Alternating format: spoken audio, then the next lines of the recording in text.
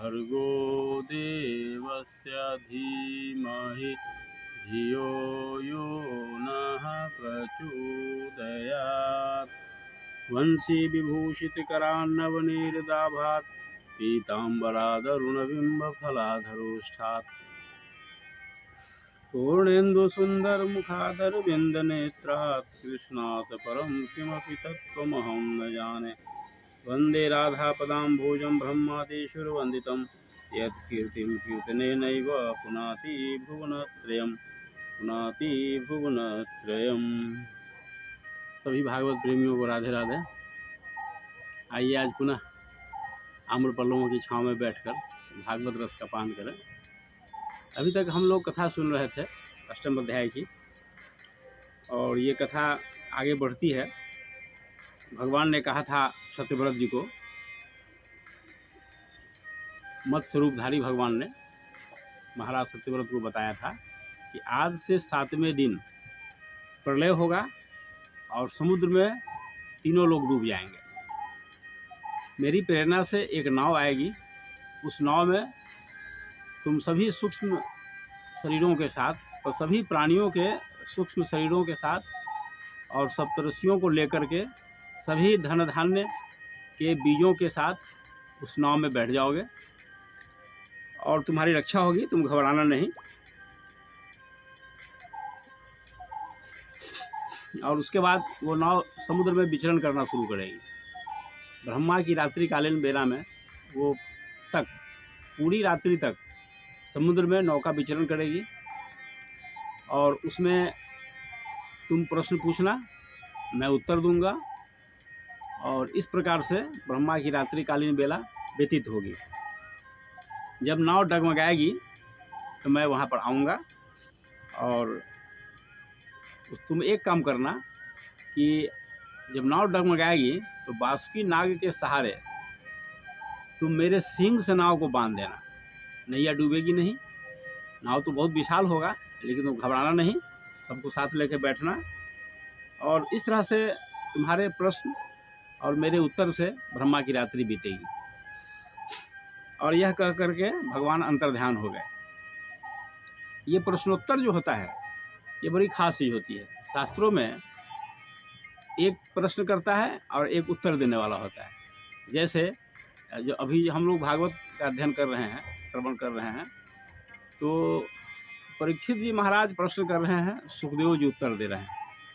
उसी तरह से इधर सूत जी महाराज जवाब देने वाले हैं, उत्तर देने वाले हैं, और 88,000 शौनकादिक ऋषि प्रश्न कर रहे हैं। ऐसा नहीं है कि शौनकादिक जो 88,000 शौनकादिक ऋषि हैं वे अज्ञानी पुरुष हैं, ऐसी बात नहीं है। उनका प्रश्न हमारा प्रश्न है, वो हमारे हित के लिए प्रश्न कर रहे हैं, ताकि उसका जो उत्तर मिले, जो सूत जी महाराज उसका उत्तर देंगे, वो जन जन के हित में होगा। जन जन उस उत्तर का सहारा लेकर के अपना भविष्य संवारेंगे। ये नहीं समझना चाहिए कि शौनकादिक ऋषि अज्ञानी थे। उसी तरह से पार्वती जी प्रश्न कर रही है रामचरितमानस में कि कथा जे सकल लोक हितकारी सोई पूछन चह शैल कुमारी। तो राम के संबंध में वो कथा पूछ रही है शिव जी से।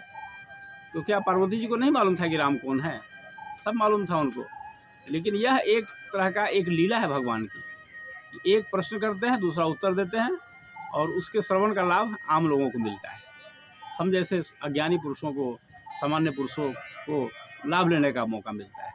भगवत गीता में भी यही है। अर्जुन ने प्रश्न किया और श्री कृष्ण ने उत्तर दिया। ऐसा नहीं है कि श्री कृष्ण भगवान को नहीं पहचानते थे। भगवान श्री कृष्ण की भगवत्ता से वे पूर्ण रूपेण परिचित थे। अगर परिचित नहीं होते तो क्या नारायणी सेना को छोड़ करके कृष्ण को मांग लेते? भगवान कृष्ण के पास न कोई अस्त्र था, न कोई शस्त्र था, फिर भी वे नारायण को ही लिए, नारायणी सेना को छोड़ दिए। आखिर उनकी भगवत्ता से परिचित है तब ना। तो वह व्यक्ति कैसे अज्ञानी हो सकता है? लेकिन उन लोगों का प्रश्न जो होता है वो उत्तर सुनते हैं हम लोगों के लाभ के लिए। इसको हमेशा सतत श्रवण करना चाहिए हम लोगों को। ये नहीं मानना चाहिए कि पार्वती जी अज्ञानी थी या शौनकादिक ऋषि अज्ञानी थे, ऐसी बात नहीं है।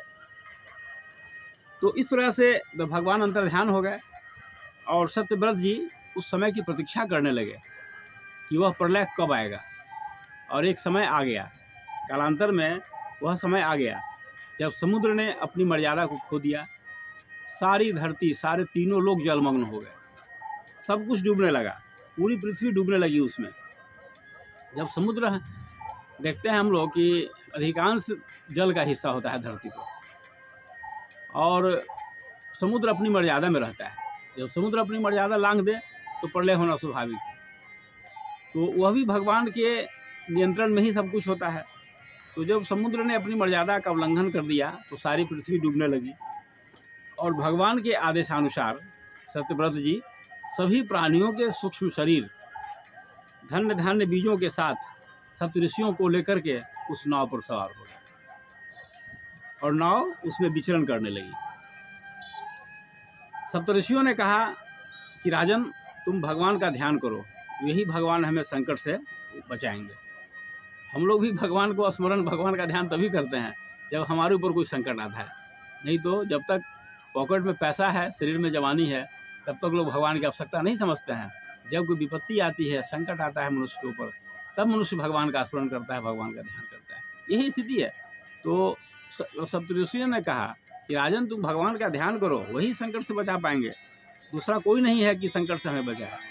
तो उनके अनुसार भगवान का ध्यान किया राजश्री सत्यव्रत ने, और भगवान मत्स्य रूप में प्रकट हुए, विशाल मछली के आकार का।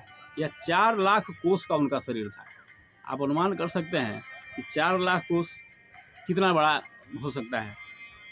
और जैसा आदेश था भगवान का कि बासुकी नाग के सहारे मछली के, मत्स्य के सींग में अपने नाव को बांध दिया ताकि नाव डूबे नहीं। और उसके बाद महाराज सत्यव्रत ने भगवान की स्तुति की। यह स्तुति बड़ा ही सुंदर है, लेकिन इसकी चर्चा हम अगले एपिसोड में करते हैं। आज इतना ही। ओम शांति शांति शांति, सर्वारिष्ट सुशांतिर्भवतु।